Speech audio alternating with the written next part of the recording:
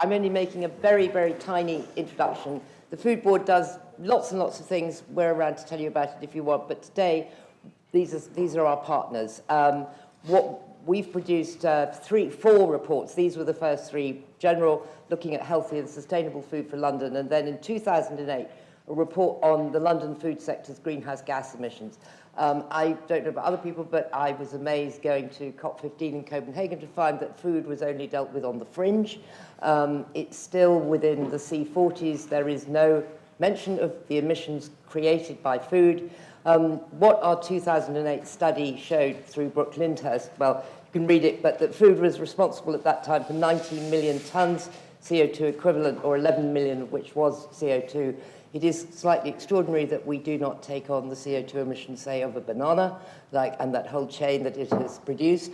So from that, we were inspired to commission work on the Scope 3 emissions from food. And I'm now going to hand over to Leah, and I'll come back at the end to tell you where all this information is going, because actually it has gone somewhere, which is wonderful. Great. So, as Rosie mentioned, after that work in 2008, in 2011, we brought out the Mayor's Climate Change Mitigation and Energy Strategy. That was about how to reduce emissions across all sectors in London. But what that also did was said that there was a need to measure the indirect emissions. So what we did was, straight after that, we formed a group of experts to advise us. I want to wire you up with this. Yeah, you're getting wired up. Stick that. I should have done that. I got a request earlier to do that. Just stick it on you somewhere. Sorry, I meant to do shout if you can't hear. You should hear. You can't shout. Can you hear better? Can you hear better now I'm talking? No.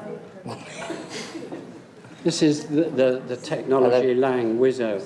That will work. Hello, there are no controls. No, that's what I want. Just keep talking, Leah. Okay, I'm going to keep talking and see if it gets better.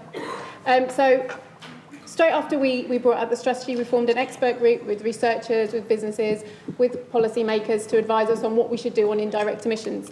And they came up with 2 things.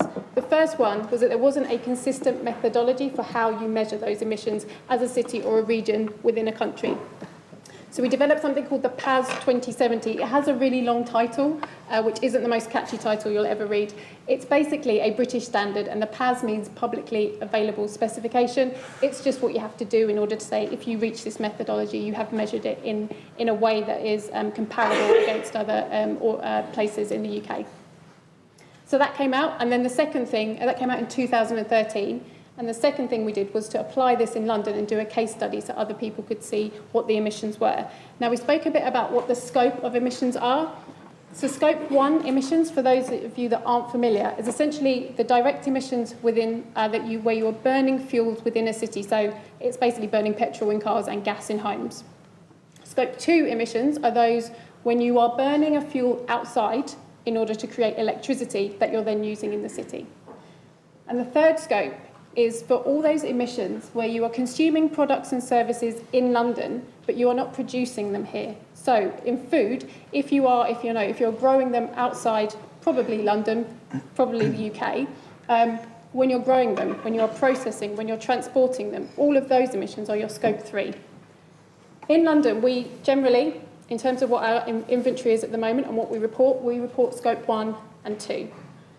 What the new methodology, the PAS 2070, had 2 methodologies in it. One was direct, which is Scope 1 and 2, plus Scope 3 emissions from our major supply chains, so those that we need in order for a city to survive. So transport, construction, water and wastewater, and food. And what the second methodology was purely consumption-based, and it just said, what do we consume and what are the emissions across all the scopes? So that means if anything we produce in London that isn't consumed here, it's not counted. So some of the services, for example, financial services that we provide for other places in the world aren't counted. So the results were, and that's the red bit highlighted there, our total emissions, what we usually report, is 44 million tonnes of CO2. These are all from 2010 figures. When we looked at the direct plus supply chains, so that's Scope 1 and 2 plus the big supply chains, it effectively doubled to 81 million tonnes. And when we looked at all of our consumption, it nearly tripled to 114. Now, one way of looking at it is going, it's 3 times bigger, we should probably run away in a blind panic because we've not been considering all of our emissions. But the number isn't that important because essentially what we're doing is increasing the scope of what we're measuring. You should expect it to go up.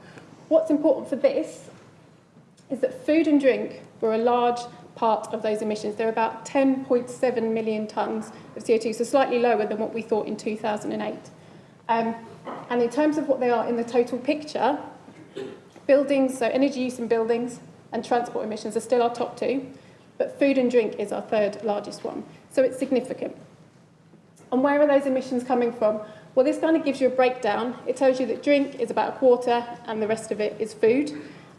We know that meat and products are quite high there and dairy products are quite high, but there's also some other interesting categories there, and the breakdown is nothing really jumps out as massive, to be quite honest. So what do we do next? Our next piece of work to follow on from this is basically to look into what are the drivers, where are the emissions falling from in the preserved meats and products? How are we going to know?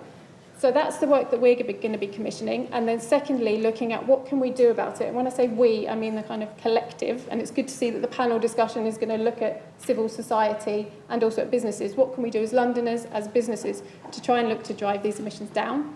Now hand back to Rosie, who's going to talk about some of our international work. Okay, thank you, Leah. So building on this work, we're now going to be working with the City of Milan. As I said before, food at the moment is not in the C40s as a category that is discussed and trying to put targets on what we need to reduce to. Next year, Milan hosts Expo. Expo's theme next year is on food, and we are doing quite a lot of things because it has been decided that London's going for Expo in 2024 or something like that. So we have to make a good presence, but that's actually rather good for us. So we're going to be basing our stuff on nutrition, environment, and access to food. And in February next year, February the 18th and 19th, we are hosting in City Hall the first ever Cities Conference on Scope 3 emissions and looking at our own carbon responsibility. And these are the cities at the moment that are coming to London. So you guys are the first to know, and we're very pleased if people want to come and join in and be part of the debate, because I wholly agree with Tim that cities are absolutely where you can start to affect food policy. So that's it for us. Thank you.